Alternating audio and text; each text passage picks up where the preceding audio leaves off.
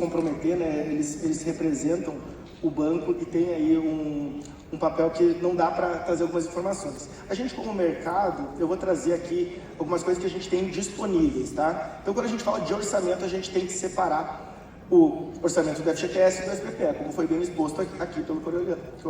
Desculpa, Coriolano, acertei. Orçamento, vamos separar. Quem trabalha com POP, tá? Presta atenção nisso aqui. Trabalha com POP, a gente vai trabalhar com ou o PPP, que é o Plus, Premium, né? esse é o Premium. Eu achei incrível que eu aprendi um monte de coisa aqui já desde ontem. E aí, seguinte, quem trabalha com POP, a gente tem que entender que o orçamento do FGTS, ele atualmente é o maior orçamento da história, certo? Então, esse ano a gente tem o maior orçamento já divulgado do FGTS. Isso sem suplementação. Pode haver ainda uma suplementação esse ano. Vai depender do Conselho Curador do FGTS. Então, orçamento existe. Pô, Murilo, mas eu não estou assinando meu contrato.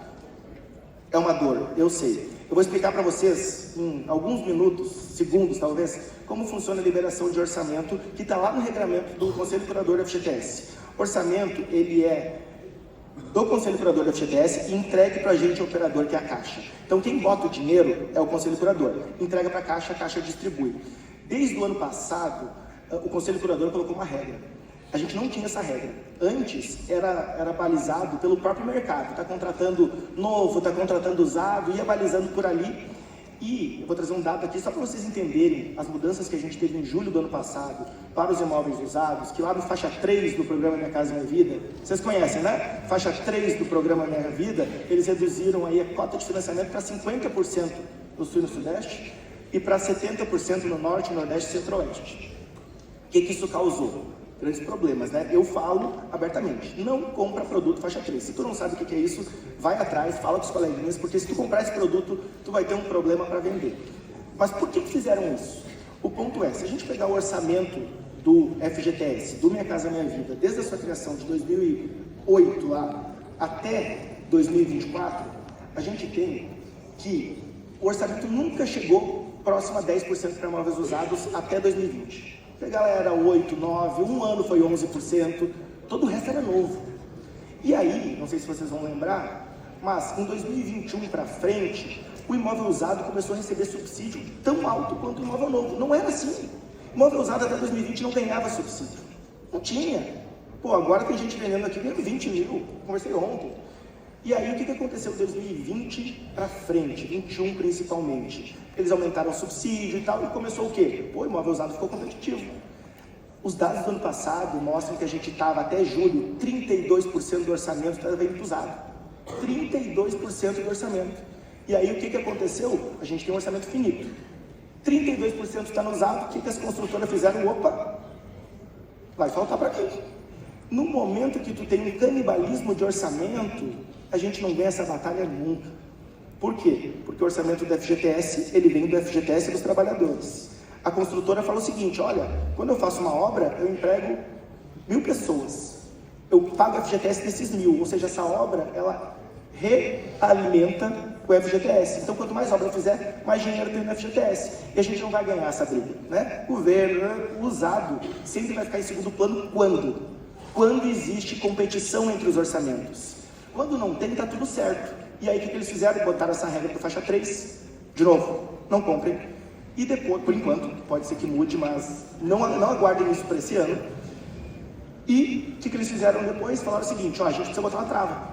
E foi imposta, já está na instrução normativa, 14% do orçamento desse ano é para usado. 14%.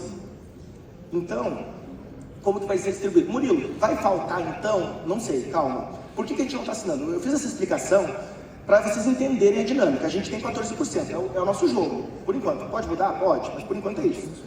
Por que a gente não está assinando? O orçamento, ele é entregue bimestralmente, tá? Bimestralmente. Entram 6 tranches de recursos por ano. A primeira foi em janeiro.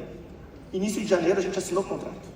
O que aconteceu? Bateu os 14%, opa. Então vamos torcer aí para março, ver se os nossos saem. Essa é a mensagem que eu queria passar. Pessoal, pode entrar dinheiro durante fevereiro? Pode, porque tem orçamento que não foi usado em um lugar, eles tiram, vão ajeitando, mas se programem para março. Daí a gente vai ver, porque o que aconteceu? A gente tem uma demanda reprimida no ano passado muito grande, então janeiro, uma fila enorme, cara, os 14% foi rapidinho. Só que com o passar do tempo, pode ser que a gente tenha uma esteira cada vez menor, mas a gente vai ter que se acostumar esse ano, sim, com os recursos sendo monitorados. A outra instrução do Conselho Curador é que vai ter monitoramento. Vai ter um em abril e vai ter um outro em junho. Então, tudo isso que eu estou trazendo aqui a gente vai ter que ter paciência, mas a gente tem esses 14% que provavelmente dê para a gente fazer muito negócio. Então tá melhor do que o do ano passado, né? Tá menor. Tá melhor que o ano passado. Então, Muito bom. E só por último, só para finalizar, no SBPE, porque tem muita gente aqui que compra no SBPE porque o arrematante não tem problema, vocês viram, né? O dinheiro do arrematante, ele está separado, então para vocês comprar tudo certo. Mas não adianta nada eu comprar se eu não puder vender, né?